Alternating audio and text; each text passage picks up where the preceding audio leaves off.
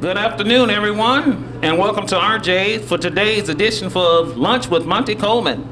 Last Sunday, UAPB took on South Carolina State in the 11th annual MEAC Challenge, presented by Disney at the Florida Citrus Bowl in Orlando, Florida, with the Bulldogs defeating the Golden Lions 35-7. This week, UAPB will host Morehouse College in their home opener on Saturday, September 12th at Golden Lions Stadium and at 6 p.m. kick.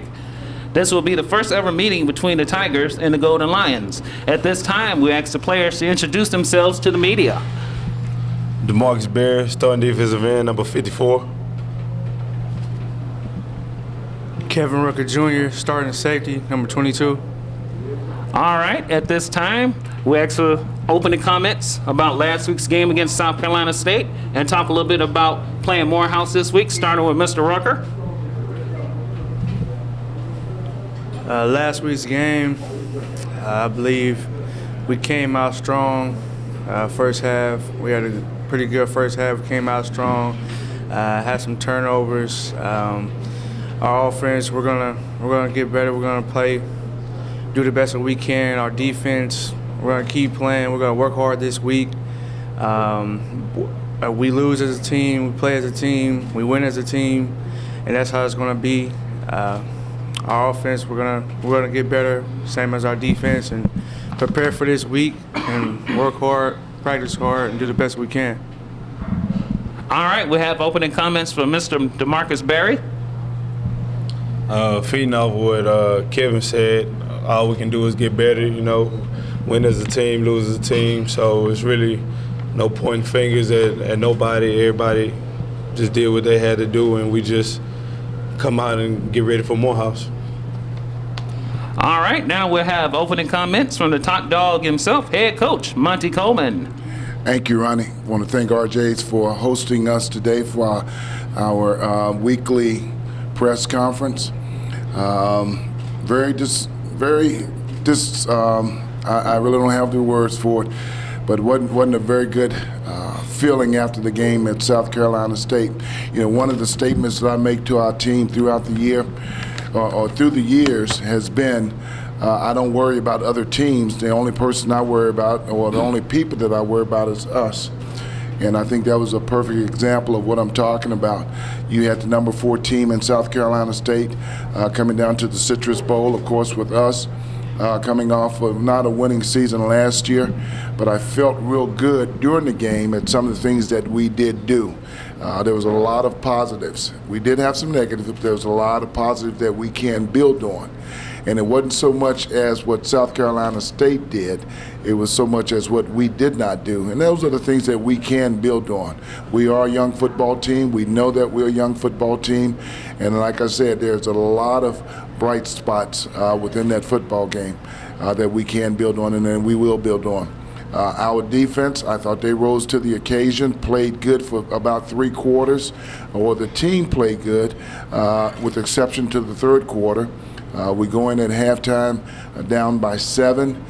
Great opportunity. We had seen pretty much everything that they had to offer and just had a little lull coming in. Being a young football team also, with the rain delay for about 2 hours, could have played a slight bit of caution on us. But we stayed on the guys in the locker room. The seniors, the upperclassmen were making sure that everybody stayed focused, and wasn't a bad football game. This week we turn our attention to Morehouse. It's our first outing. We're excited because it's our first game at home. So we're looking to turn the tables, get this bad taste out of our mouth. We went out and worked out yesterday, had a workout yesterday on Labor Day.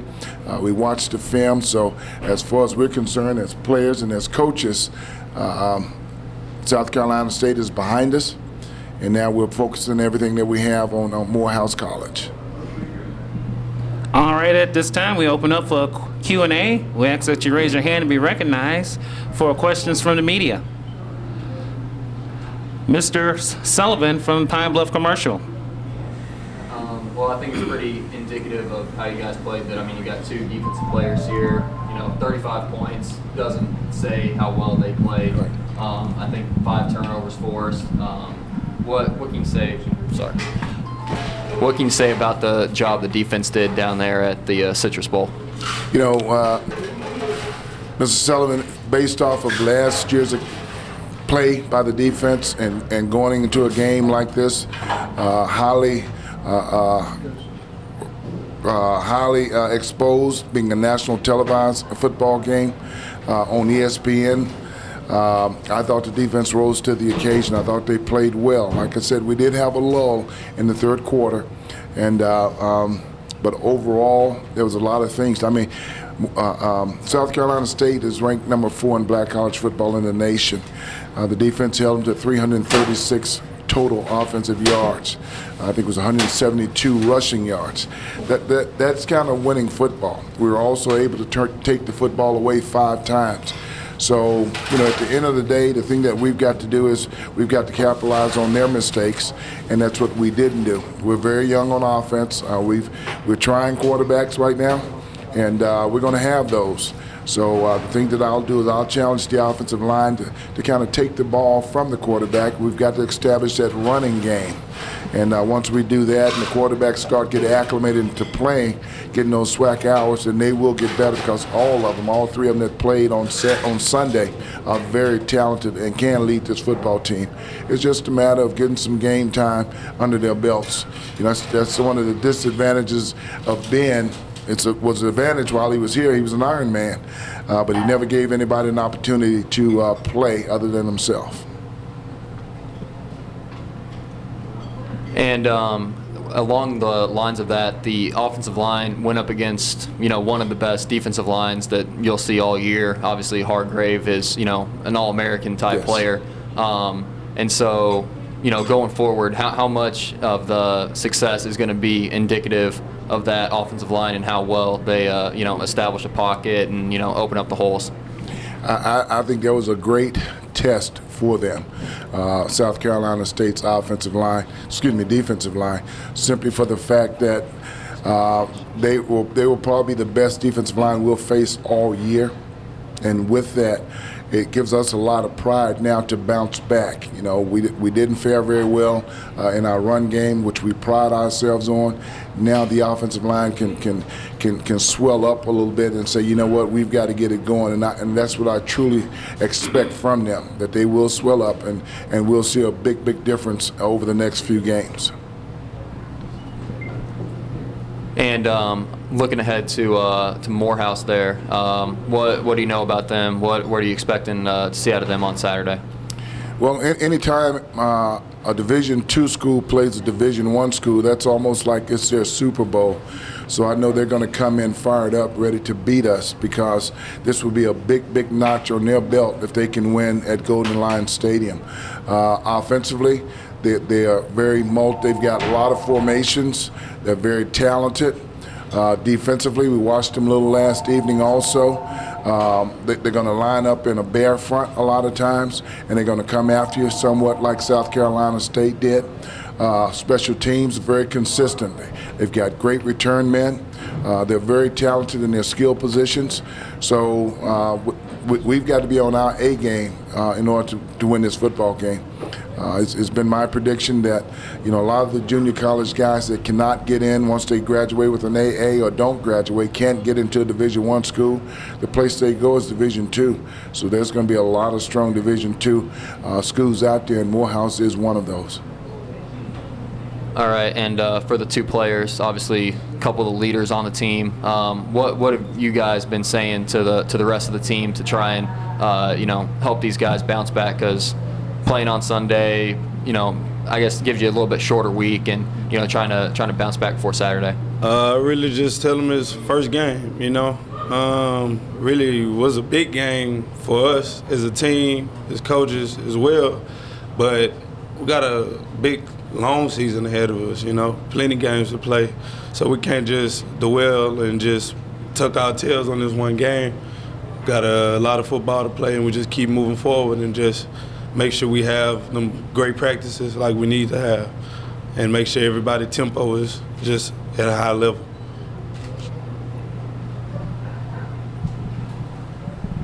I would say positivity.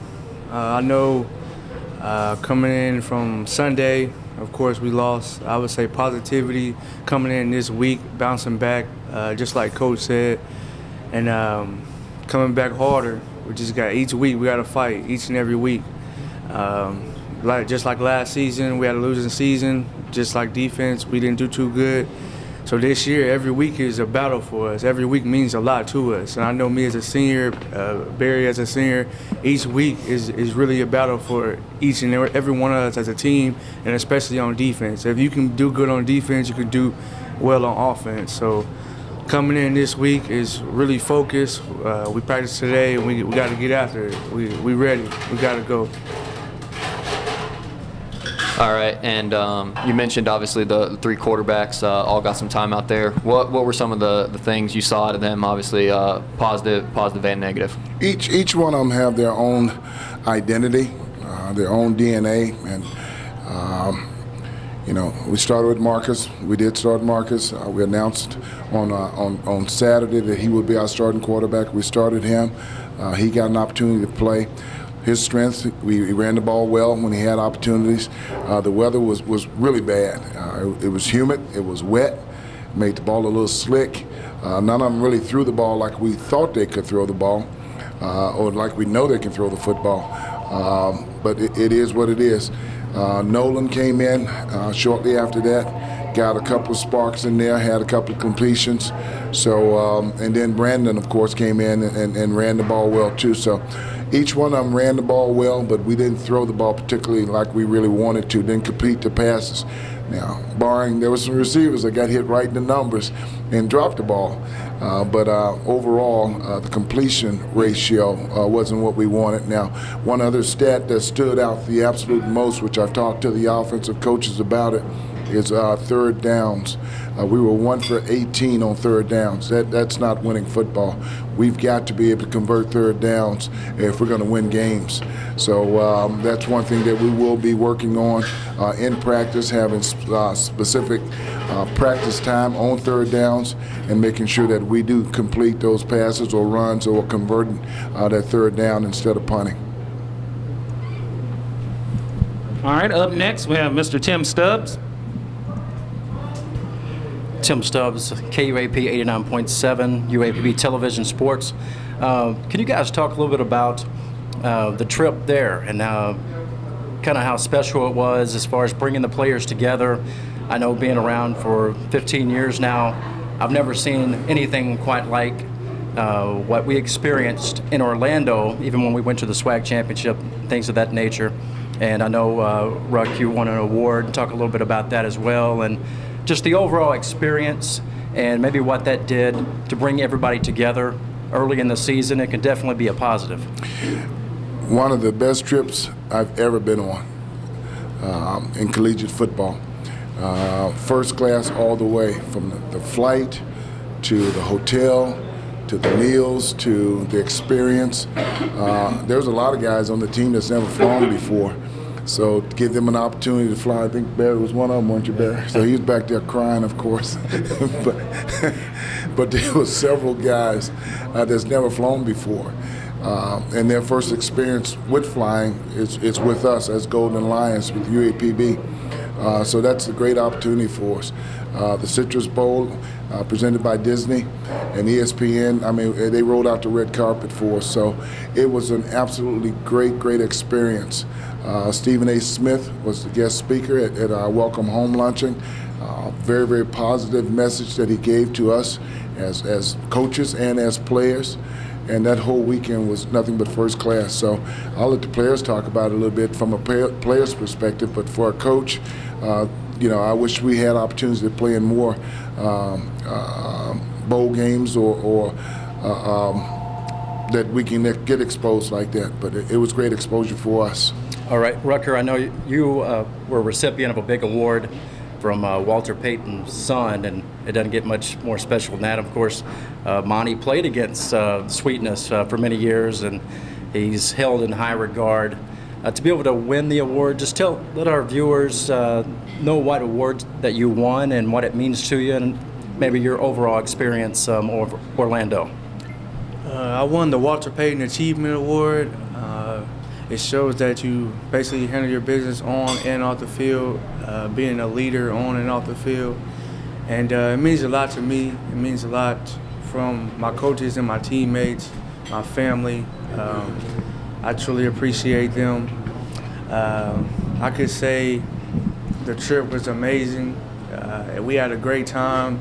Everyone bonded together. It was nothing but just love in the air.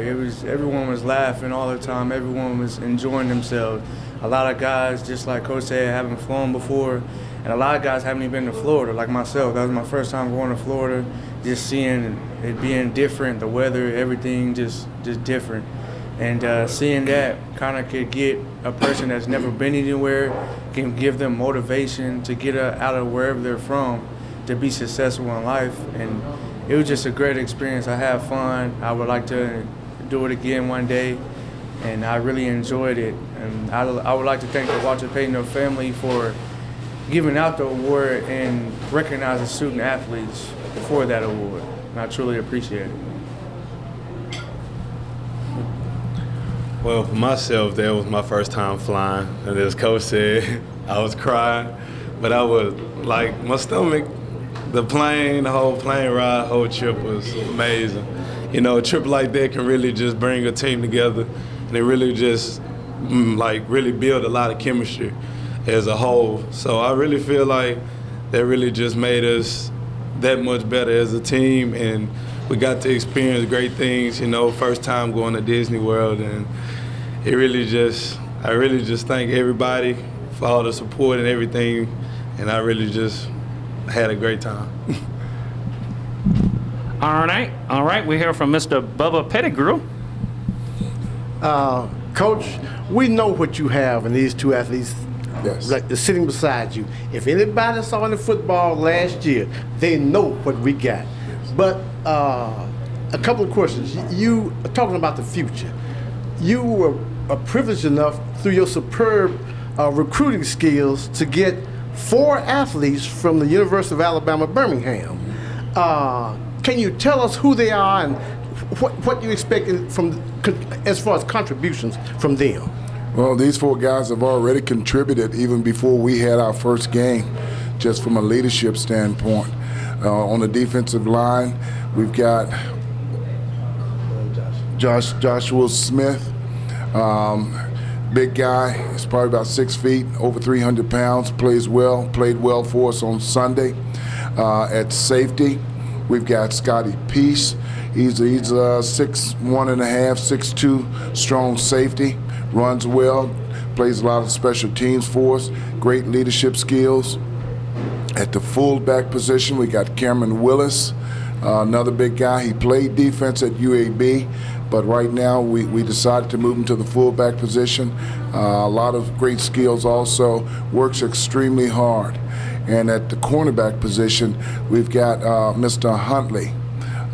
His name is Shamir Huntley, and he's doing a good job for us also. So these guys coming from a Division I program understand the importance of working hard and leadership. It's what they brought to the table. It is a learning curve, even coming down to us at the 1AA. So they will get a lot more playing time in future games. But right now, their leadership qualities is giving us what we really, really need. That's great, Coach. Now, one other question. Tell us about, for this year, the coaching changes that you've made and what you expect as far as improvements in that area. Well, we've got 2 new coaches. One's not new to the SWAC. He's been in the SWAC, been in several different places. His brother was a Jerry Rice quarterback, and Roger Totten. Roger Totten has served with us as the strength and conditioning coach over the last few years. Saw an opportunity to move him up as the special team coach, as we lost him after last season. And Roger's doing a great job for us on special teams, but he's the new special teams coach. Like I said, not new to the SWAC, but for my staff, he's a special teams coach. We got a young coach by the name of Stanley Smith. He's coaching the linebackers, and he's doing an outstanding job with those guys. This is his first Division I coaching experience. He's also our film coordinator, And Coach Stanley and Coach Totten is doing a great job. I have Coach Ray, he's in the audience today. He's the assistant to the head coach, and Coach Curry, he's our defensive line coach, and he's here today at RJ. So we have a very good coaching staff, and I've said this and I'll repeat it. In order for a head coach to be successful, he's got to surround himself with good coaches. And I feel like that on my staff, I have some of the best coaches, not just in the SWAC, but around the nation. Coach, I'm going to say this. I say it to you every year, and I'm going to say it again this year. I think every year when the season starts, we have a great opportunity to win the SWAC. Yes, and sir. I think the same thing, especially with those two young men you got on the side of you, the leaders that they are, that we can do it again. Yes, and sir. I have that faith in you, and I think DeMarcus especially knows that I expect that, and I'll be out there rooting any kind of way, coaching from the stands, brother. That's good. We appreciate you, Bubba. All right, we have Mr. Watley. How you doing, Coach? Good, Walt. I just want to know, how is the team doing mentally after the loss on last Saturday? You know, are the spirits high? You know, how have we begun to transition from that? Just, you know, what have we taken to make sure that, and you know, what's the thought process of the team? And I want to hear that from you and the other guys. Okay. I can. I'll comment on that very briefly, and I'll let the players comment on it. The thing that we understand as a team, somebody's got to win and somebody's got to lose. Now, our preference, of course, has always been on the winning side. We watched the film yesterday as a team, as an offensive side, special teams, and a defense. Now that game is behind us. Everything in front of us is right now Morehouse. We're taking it one game at a time. The thing that we're not going to do is we're not going to beat ourselves down over one game. It feels bad. Oh, it hurt. It hurt on the plane ride. It hurt on the bus ride back from Little Rock to Pine Bluff. I know it did because I didn't hear a peep out of these guys. And I know it hurt. Now, the thing that we've got to do is we've got to learn to forget the past and start getting ready for it. And the thing that's encouraging, Brother Wiley, is this. That's only one football game. That's only one game. So we've got 10 games to go, so we're still in the hunt. There was only one team that won in the SWAC this past weekend. That was Prairie View, and they beat Texas Southern. So we're no farther down than we were, and we still have the ability to make it to the SWAC championship, but we're going to take it one game at a time. So our focus right now is strictly on Morehouse. Just like Coach said, I would say it hurts bad. Yeah, just even not even being a conference game, still losing, just being competitive, it hurts. But just like Coach said, we're gonna put it in the past, and everyone right now is just getting prepared for Morehouse. It's just keep being positive, having positive vibes, and starting practice off good. We gotta have great practices this whole week, and get ready for Morehouse and come out explosive, start fast, and make sure that we finish. That way, we'll be able to do what we need to do. Well, as a player, yes, it hurts. But like Coach said, we just keep moving forward. We got a lot of football left to play. And really just make sure our practices is at a high tempo like we need it to be. Make sure everybody on the same page doing what they need to do. And just really just focus on one thing, and that's just having great football, just everybody on the same page and just playing. And just really just having everybody together as one. Are there any more questions for Coach or the players?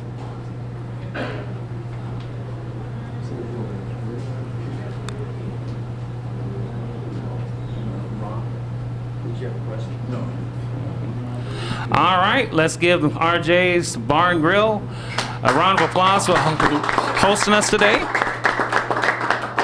Just a reminder, Golden Lions fans, your Lady Lions volleyball team will welcome the University of Arkansas at Monticello to the H.O. Clemens Arena for their home opener tonight at 7 p.m. Also, the Department of UAPB Athletics will hold their annual 5K run/walk for fitness on Saturday, September 19th at 8 a.m. For more information, contact Mr. Roger Totten, and his number is 870-575-8544. Also, ladies and gentlemen, The Department of Athletics will hold its first ever Legends and Legacies, an evening with NFL stars on Thursday, October 1st at the Clinton Presidential Center in Little Rock, Arkansas.